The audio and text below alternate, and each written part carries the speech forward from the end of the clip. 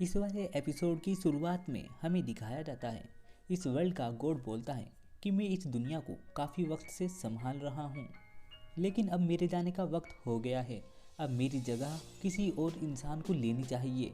मेरी जगह लेने की सारे एंजल में से तुम 13 सबसे बेहतरीन एंजल को चुना गया है। रिवाज के मुताबिक तुम लोगों के चुने हुए 13 इंसानों में से किसी एक इंसान को नया गॉड बनाया जाएगा। फिर जब तुम्हारे चुने इंसान गॉड बन जाएगा तब तुम्हारी एंजल की ड्यूटी खत्म हो जाएगी और इनाम के तौर पर अपनी बची हुई जिंदगी तुम उस गॉड के साथ रहकर बिता सकते हो। तभी उन एंजल में से एक एंजल बोलता है, ये काम मेरे लिए बहुत ज़्यादा मुश्किल है, बल्कि नामुमकिन है, क्योंकि मेरे पास सिर्फ रेड एरो ही है। दूसरा एंजल सोचता है, मैं अपने इंसान को गॉड बनाकर ही छोड़ूंगा और बाकी ज़िंदगी उसका नौकर बनकर गुजारूंगा। और नैसे ये सोचती है कि शायद अब मैं मीराई को एक अच्छा गॉड बना सकती हूँ। और पुराना गॉड उन सब को 99 दिन का टाइम देता है और कहता है, जाओ, तुम्हारे पास 999 दिन है और इस दिन के अंदर तुम्हें नया गॉड ढूंढना होगा।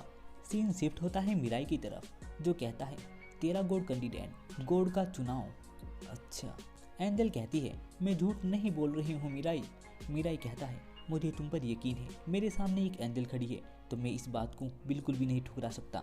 और इससे ये भी साबित होता है गॉड तो सचमुच है। मेरी तो कुछ समझ में नहीं आ रहा, मैं तो बड़ी मुश्किल से खुद का ख्याल रख पाता हूँ। मैं गॉड नहीं बन सकता और मैं बनना भी नहीं चाहता। नैसे कहती है, लेकिन अगर कोई और गॉड बन गया तो तुम्हारे विंग और ये एरो तुमसे छीन लिए जाएंगे। लेकिन अगर तुम गॉड बन गए तो तुम इनका इस्तेमाल खुलकर कर सकते हो। मीराई कहता है, मेरी मॉम कहती थी, इंसान दुनिया में खुशियाँ हासिल करने के लिए पैदा होता है और फिर खुशियाँ हासिल करने के लिए ही वो जीवन जीता है। मीराई को उसका गुजरा हुआ जमाना याद आता है। उसके डैड उसके छोटे भाई को अपने कंधे पर घुमा रहे होते हैं। उसकी माँ उसे समझाती हुई कहती है, अगर तुम उदास हो तो तुम दूसरों की खुशियों में अपनी खुशियाँ नहीं ढूंढ रहे हो। लेकिन जानते हो मीराई, ऐसा नहीं होता। जब दूसरे उदास होते हैं तो तुम्हें अपनी खुशियाँ भी खुशी नहीं लगती है, मेरा ऐसा मानना है। एंजल जवाब देती है, सबकी खुशियाँ? अच्छा, इसका मतलब तुम्हारी माँ बहुत ही अच्छी इंसान नहीं होगी।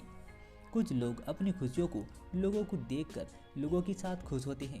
मीराई कहता है, मुझे ये वाइट एरो नहीं चाहिए और अब मैं रेड एरो का इस्तेमाल करके अपने अंकल को सच्चाई उगलवा कर पुलिस के हवाले कर दूंगा। उसके बाद मुझे बस आम खुशियाँ चाहिए। मेरा गॉड बनने का कोई इरादा नहीं है। नैसे कहती है, ठीक है, मुझे इससे कोई एतराज़ नहीं है, चलो उसे मार के आते हैं। मीराई कहता है, नहीं, बाद में, कल मेरे स्कूल का आखिरी दिन है, अगर मैं नहीं गया तो मैं बाहर निकाल दिया जाऊंगा, तो प्लीज़ मुझे मेरे स्कूल जाने दो, हम ये काम फिर कभी करेंगे। मेरा कल हाई स्कूल में एडमिशन है, हम उसके बाद भी ये काम कर सकते हैं। ये सुन के जो नैसे है वो रुक जाती है। फिर वो टीवी चला लेता है और न्यूज़ देखने लगता है और उसे न्यूज़ में एक अजीब सी खबर दिखाई देती है, जिसमें टीवी वाला बताता है कि एक बंदा जिसका नाम कॉमेडियन तोनमा है, उसके साथ बहुत सारी लड़कियां रिलेशनशिप में हैं और वो न्यूज़ पर आकर कहता है कि हे, मुझसे तो सारी लड़कियां खुश हो रही है और मेरे साथ मिलजुल कर रहती है। अभी मेरे रिलेशनशिप में 5 लड़कियां हैं और वो बहुत ज़्यादा खुश है। मुझे तो ऐसा लगता है जैसे कि मैं होने वाला भगवान हूँ। ये देखकर जो मीराई है उसे पहचान लेता है कि उसके पास तो एक एंजल है और उसे देखते ही वो समझ जाता है कि ये भी एक गॉड कैंडिडेट है। फिर वो नैसे को बताता है और वो दोनों इस बारे में बात करते हैं और फिर वो समझ जाते हैं कि ये ज़रूर रेड एरो की वजह से हुआ है, उसने ज़रूर रेड एरो का इस्तेमाल किया होगा। फिर तभी हमें एक लड़की दिखाई जाती है जो उसकी तारीफ़ करती है और कहती है, टोनमा बहुत ही अच्छे इंसान है। और फिर एंजल कहती है, ये तो गलत कर रहा है, रेड एरो का इस्तेमाल बहुत ही गलत तरीके से इस्तेमाल कर रहा है। नैसे बताती है कि रेड एरो का इस्तेमाल 14 बार किया जा सकता है और उसने अभी 5 बार किया है, यानी वो 9 और लड़कियों को एक साथ अपने काबू में कर सकता है।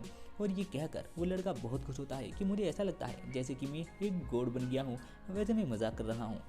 मीराई कहता है, मुझे उन लड़कियों के लिए बहुत बुरा लग रहा है, क्या उन्हें बचाने का कोई रास्ता है? वो कहती है, तुम कितने दरिया दिल हो, तुम उन्हें बचाना चाहते हो। मीराई पूछता है, क्या एरो से बचने का कोई तरीका नहीं है? मैं उन्हें किसी तरीके से नहीं बचा सकता। नैसे उसे बताती है, हाँ है, शायद मैंने तुम्हें डेट और टाइम के बारे में नहीं बताया है। एरो कभी नहीं चूकते, लेकिन जो विंग है वो उससे बहुत ज़्यादा तेज होते हैं। जिसके पास विंग होते हैं वो एरो से बच सकता है, लेकिन एक आम इंसान एरो से नहीं बच सकता। लेकिन तुम फिक्र मत करो, रेड एरो का असर सिर्फ 33 दिनों तक रहता है और अगर एक बार किसी के ऊपर रेड एरो का इस्तेमाल किया जाए तो दोबारा उसके ऊपर रेड एरो का इस्तेमाल नहीं किया जा सकता। मेरा ये कहता है लोग ऐसे भी एरो का इस्तेमाल कर सकते हैं, लेकिन इस तरह से एरो का इस्तेमाल करने वाला इंसान कभी भी एक गोड नहीं बन सकता। सीन शिफ्ट होता है उसी कार की तरफ जो हमने पिछले एपिसोड में देखी थी। वो कार हिलती रहती है और वो बंदा कुछ लड़कियों के साथ कुछ अजीब अश्लील हरकतें करता रहता है। वैसे मैं वीडियो में ये सब नहीं दिखाने वाला, हो सकता है कि वीडियो में थोड़ा सा ब्लर आ जाए। फिर वो सब लड़की कहती है कि हमारी रिलेशनशिप के बारे में प्लीज़ ऐलान कर दो, और बाकी लड़कियां भी कहने लगती है मेरे बारे में भी, मेरे बारे में भी। और वह सब लड़कियां उसे देखकर बहुत ज़्यादा खुश होने लगती है और उसे चिपटने लगती है, और ये देखकर वो बहुत खुश रहता है। तभी एक दरवाज़ा खुलता है और एक आर्मर पहना हुए बंदा उसके सामने खड़ा होता है। वो आदमी कहता है तुम कौन हो? अच्छा कॉस्ट्यूम में पावर रेंजर की शूटिंग चल रही है क्या? अगर मैं गलत नहीं हूँ तो ये कार मेरी है, तुम यहाँ से जा सकते हो। और फिर तभी वो बंदा अपने हाथ में एक एरो बनाता है। कॉमेडियन भी अपने हाथ में रेड एरो बनाता है और वो देखकर घबरा जाता है कि क्या एक वाइट एरो। आर्मर वाला बंदा वाइट एरो से उसके ऊपर अटैक कर देता है और उसकी कहानी खत्म कर देता है, और कॉमेडियन बंदा एक साइड में गिर जाता है और मरा हुआ पड़ा रहता है। आर्मर वाला बंदा कहता है तुम्हारे पास सिर्फ रेड एरो है, और वो विंग बुलाता है और वहाँ से स्पीड से उड़कर चला जाता है। उसके मरने के तुरंत बाद जितनी लड़कियां होती है वो अपने होश में आ जाती है और वो सोचती है कि हम यहाँ पर क्या कर रहे हैं और हमारा तो करियर ही खराब हो गया है, और फिर वो रोती हुई वहाँ से भाग जाती है। आर्मर वाला बंदा हवा में उड़कर देखता रहता है और कहता है कि भले ही लड़कियां तुम्हें पसंद ना करती हो पर तुम्हें अपनी हद में रहना चाहिए, तुमने ये बहुत गलत किया। सीन शिफ्ट होता है स्कूल की तरफ। अगली मॉर्निंग जो मीराई है वो स्कूल में चलता हुआ आता है और कहता है मैंने अपना फॉर्म सबमिट कर दिया है, अब मैं एग्ज़ाम के लिए खूब मेहनत करूँगा। एंजल उसे कहती है तुम चाहो तो अच्छे से स्टूडेंट को अपने काबू में करके उसकी मदद ले सकते हो। मीराई कहता है नहीं, मैं सिर्फ अपनी मेहनत से ही पास होना चाहता हूँ। से कहती है तुम एक गॉड कैंडिडेट हो, फिर भी तुम उस कॉमेडियन से बिल्कुल अलग हो। मीराई चलता हुआ अपना फ़ोन हाथ में उठाता है और देखता है और वहीं काम रुक जाता है। एंजल उसके पास आकर पूछती है कि क्या हुआ, और फिर वो उसके फ़ोन में देखती है उस कॉमेडियन बंदे की डेथ हो गई है, और ये देखकर वो दोनों घबरा जाते हैं। फिर हमें एक अगला सीन दिखाया जाता है जहाँ पर एंजल उसी कॉमेडी बंदे को उठाए हुए ले जा रहा है। उसे 2-3 एंजल मिलते हैं और पूछते हैं तुम लौट आए उन 13 कैंडिडेट में से, क्या तुम इतनी जल्दी आ गए? वो बंदा कहता है मैं भी यही सोचता था कि मुझे खुशी चाहिए और मैं इसे जल्दी ख़त्म करना चाहता था, पर ये कुछ ज़्यादा ही जल्दी हो गया। लेकिन जिस इंसान ने इसे मारा था वो बहुत ही ज़्यादा दिलचस्प था। एंजल और मिराई चलते हुए आते हैं। जो एंजल है उसे कॉन्ग्रेचुलेशन करती है कि तुम्हें एडमिशन मिल गया है, और फिर वो उससे खुशी खुशी बात करती है, लेकिन उसका मूड ऑफ होता है।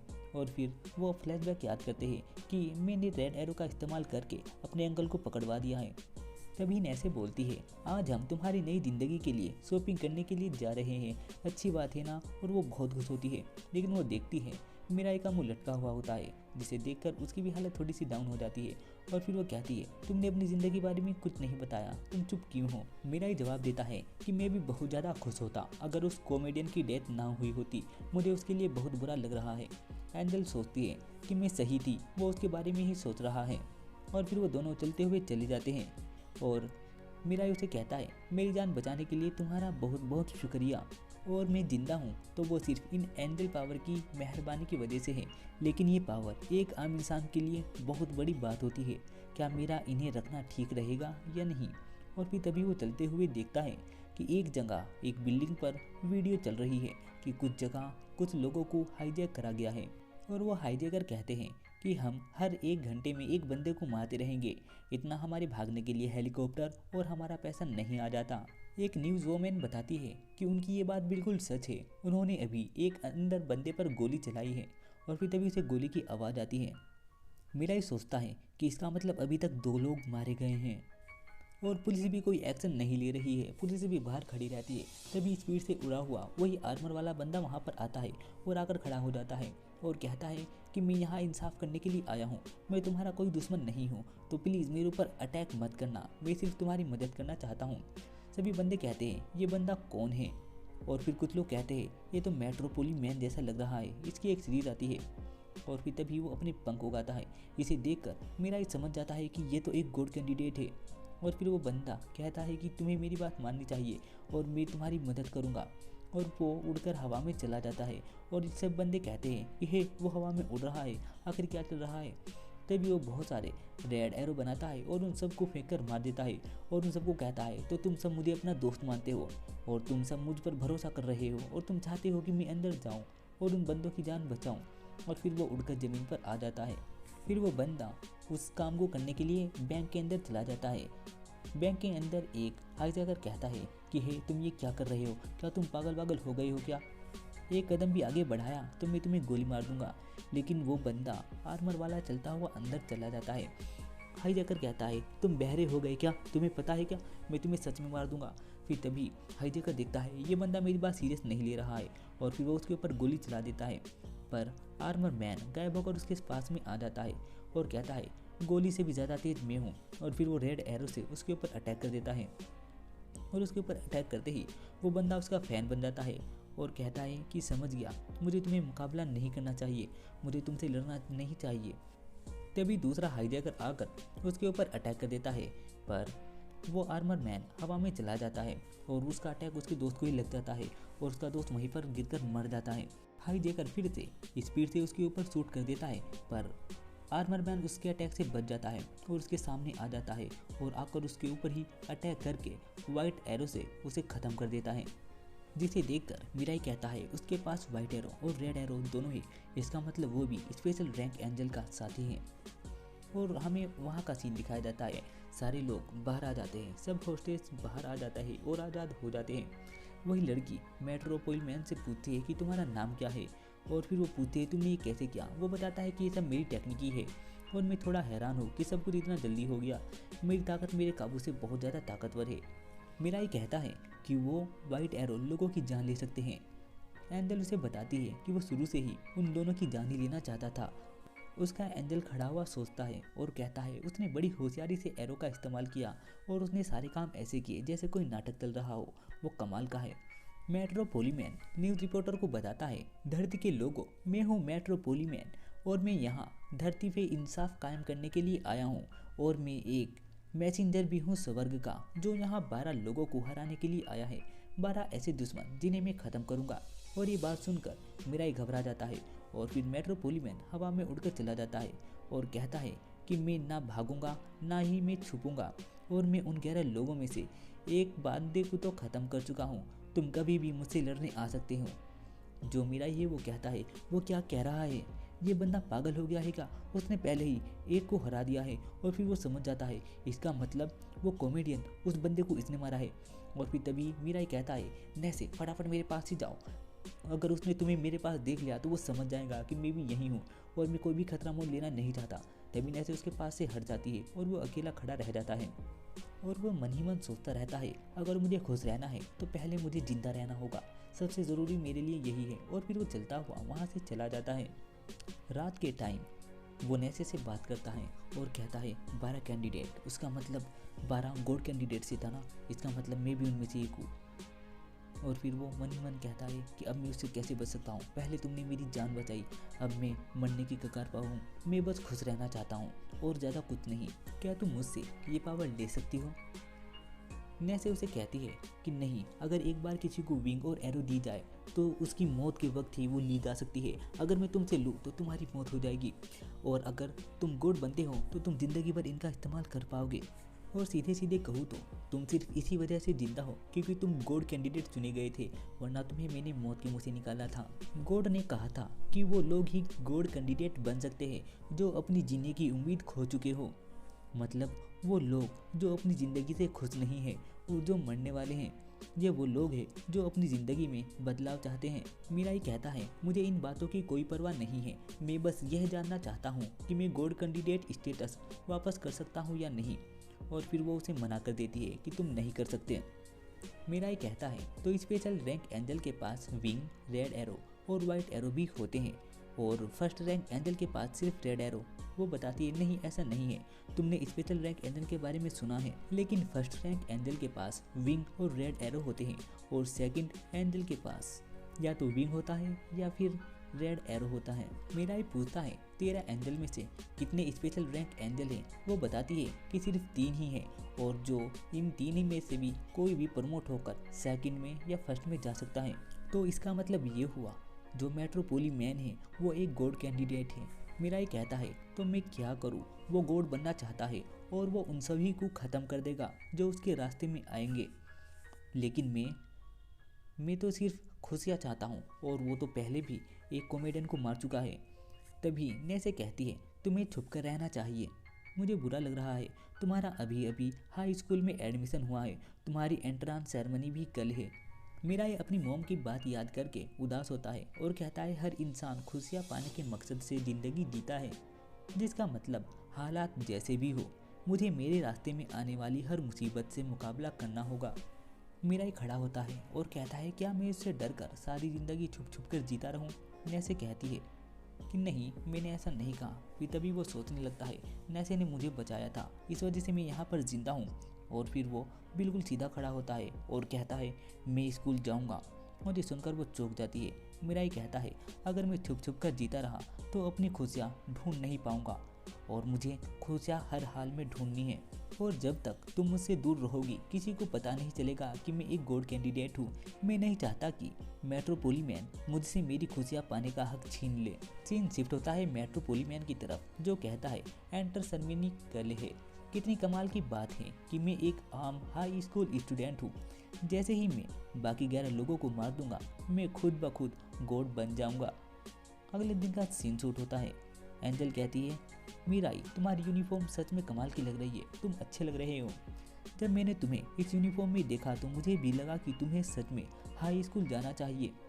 और फिर वो कहता है नैसे कुछ भी होता है तो मुझे बता देना। नैसे उसके पास आकर कहती है कि साकी को रेड एरो से शूट करना, मतलब कि तुम्हारी जो बचपन की दोस्त थी उसे, और फिर वो तुम्हारे प्यार में पड़ जाएगी। और मीरा घबराता हुआ कहता है नहीं नहीं नहीं, मैं ऐसा नहीं करने वाला। नैसे कहती है रेड एरो का असर 33 दिनों तक रहता है और तुम जिंदगी में सिर्फ एक बार ही रेड एरो का इस्तेमाल कर सकते हो किसी एक इंसान के ऊपर, तो तुम्हें 33 दिन के अंदर उसे अपने प्यार में ढालना होगा। ये क्यूपिड एरो है, ये तुम दोनों को प्यार में बढ़ाने में मदद करेंगे। और ये सुनकर मेरा ही कहता है नहीं, पर मैं इस काम के लिए एरो का इस्तेमाल नहीं करने वाला। नैसे कहती है कि चाहे तुम कितनी भी धीमी आवाज़ में मेरा नाम लो मैं तुम्हारे पास आ जाऊंगी। मीराई कहता है तो ठीक है, मैं समझ गया। फिर मीराई अपने स्कूल में चला जाता है और वो आराम से चलता हुआ अपने दिल पर हाथ रखे हुए चलता आता है और कहता है एक आम हाई स्कूल स्टूडेंट, एक नई शुरुआत। चलते हुए वो सिर ऊपर उठाता है और देखता है कि हवा में एक एंजल उड़ रहा है और इसे देखकर वो घबरा जाता है। मीराई कहता है शांत रहो, मैं नैसे के साथ नहीं हूँ, कंट्रोल, शांत, घबराओ नहीं, मुझे बस आम लोगों की तरह बर्ताव करना होगा, बस आम लोगों की तरह। और फिर वो चलता हुआ आगे जाता है और जो वो एंजल होता है स्पीड से उसके सामने आ जाता है और आकर खड़ा हो जाता है, जिसे देखकर वो घबरा जाता है और यहीं का यहीं एपिसोड खत्म हो जाता है। मैं मिलता हूँ आपसे नेक्स्ट एपिसोड में, तब तक के लिए गुड बाय।